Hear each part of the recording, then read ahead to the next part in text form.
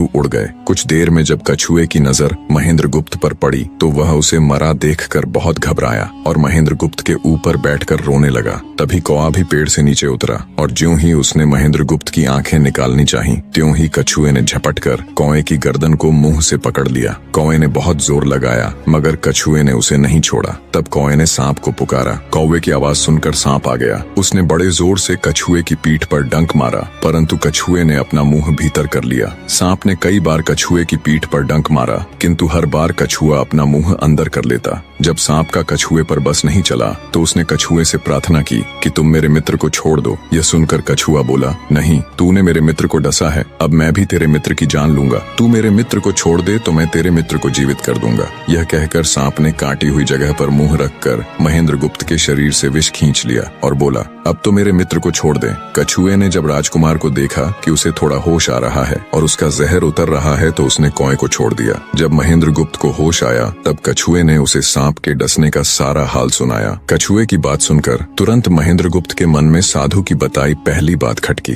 सोचा, साधु की एक बात तो काम आई कि एक से भले दो होते हैं। मन ही मन उसने साधु को धन्यवाद दिया और आगे बढ़ चला। चलते चलते कुछ दिनों के बाद जब वे समुद्र के किनारे जा पहुंचे तब कछुए के बच्चे ने कहा, मित्र, मेरा देश आ गया है। यदि तुम कहो तो मैं अपने माता पिता से मिलाऊं। उनसे बिछड़े बहुत दिन हो गए हैं, वे बहुत दुखी होंगे। महेंद्र गुप्त ने उसे जाने की आज्ञा दे दी और स्वयं रात को वहीं समुद्र के किनारे उस जंगल में ठहर गया। जिस जंगल में राजकुमार ठहरा हुआ था उसी जंगल में वहाँ से कुछ दूर ही एक ठग का परिवार रहता था। ठग के 2 लड़कियां और 4 बेटे थे। उसकी बड़ी बेटी ज्योतिष विद्या जानती थी। जब भी कोई राहगीर, कोई यात्री उस जंगल से गुजरता और उसके पास कुछ कीमती होता तो ठग की बड़ी बेटी अपनी विद्या से जान लेती थी। आज फिर से उसे बहुत दिनों बाद बहुत से खजाने की महक आई। उसने अपने पिता से कहा, ऐसा प्रतीत होता है कि इस जंगल में एक पथिक आया हुआ है। उस पथिक के पास 4 लाल हैं। यदि तुम लोग उस पथिक को यहाँ ले आओ तो उससे लाल लेना मेरा काम है। यदि वे लाल हमको मिल जाएं तो हम जन्म भर के लिए निहाल हो जाएंगे, परंतु उस पथिक को मारना मत, उसे जीवित ही पकड़ लाओ। ठग अपने बेटों के साथ तुरंत उसकी तलाश में निकल पड़ा। वे थोड़ी ही दूर चले होंगे कि उन्होंने देखा एक आदमी एक पेड़ के नीचे सो रहा है। उसे देखकर उन्होंने सोचा कि यह वही पथिक हो सकता है जिसके पास लाल हैं। वे उसे पकड़कर ले गए और अपनी बड़ी बेटी के हवाले करके बोले, इससे लाल निकलवाना अब तेरा काम है। ठग की बड़ी बेटी ने पूरे आश्वासन के साथ कहा, तुम लोग चिंता मत करो, मैं इससे लाल निकलवा लूंगी।